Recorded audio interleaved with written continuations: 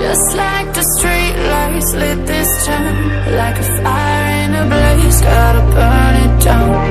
Can't be afraid to leave this out. We got this far, don't know how. I see danger in us. They know we'll เรียบร้อยแล้วโอ้กอดต่อแล้วบ่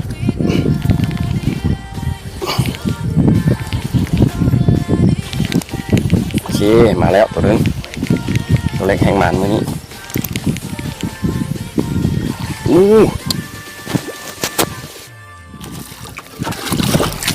โหมีเป็นโลตัวนี้นะ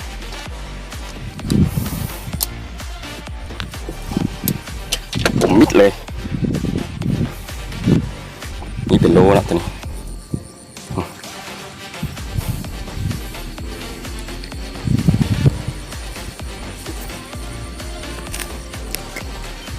เดี๋ยวผมมิดเลย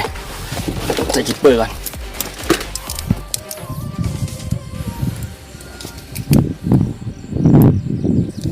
โอ้โห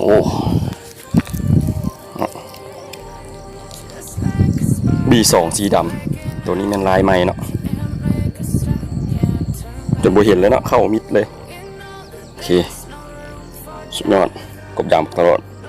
ตัวนี้โลแน่นอนตัวนี้โลกลัวแน่นอนเนาะเบิ่งชอบ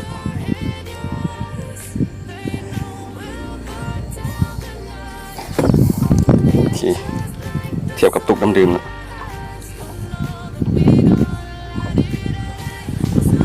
โลแน่นอนตัวนี้โอเคสุดยอดกบดำตลอด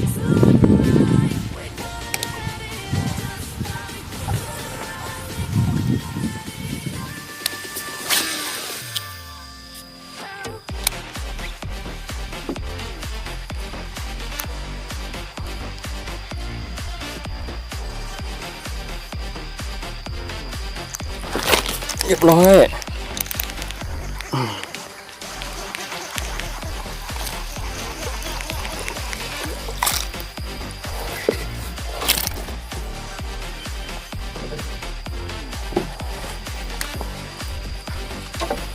B2นะสีดำลงคอทุกตัวเลยอ่ะมิดเลยสีดำโอเคฝากผลงานได้กบยาวมาตลอดสีดำนะตอนนี้มันจุดเด่นมันที่ใบหลิวนะใบหลิวมันจะสั้นพิเศษนะปรับปรุงให้ใบหลิวมันสั้นเพื่อปลากัดมันจะถึกดวงเบ็ดเลยนะ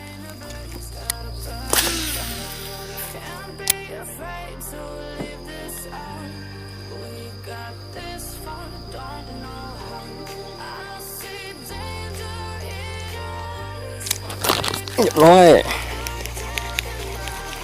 ตัวนึงแล้ว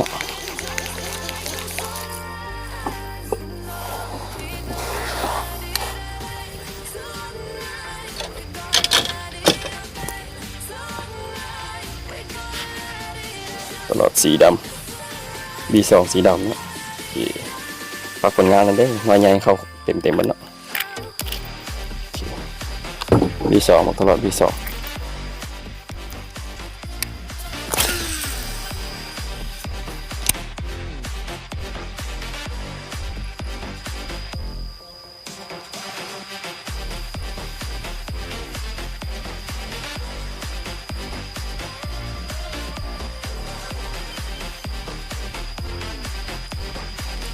หมูเหลืออีกแล้วบัดนี้นะ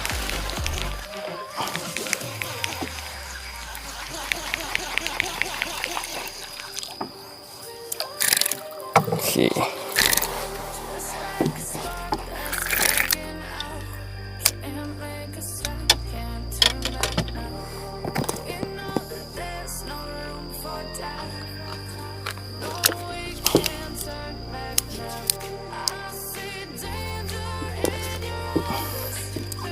B2นะB2สีดำส่วนนี้มันน้ำขุ่นก็เลยใส่สีดำเนาะก็ถือว่าได้ผลดีB2ลากค่อยๆเนาะตีไปลากค่อยๆมาปลากัดแล้วลดคันลงแล้วก็วัดแล้วเนาะ V2 บอกตลอด V2 ฝากผลงานหน่อยเด้อ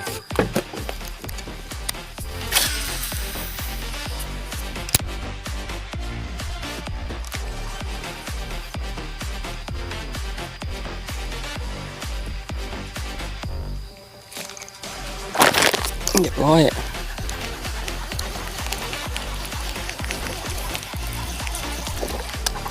โอ้กว่าจะได้ B2 นะตลอด V2 สีดำวันนี้อากาศแดดร้อนนะแต่ว่าน้ำมันจะขุ่นก็เลยใส่สีดำคือว่าได้ผลเนาะฝากติดตามผลงานหน่อยเด้อ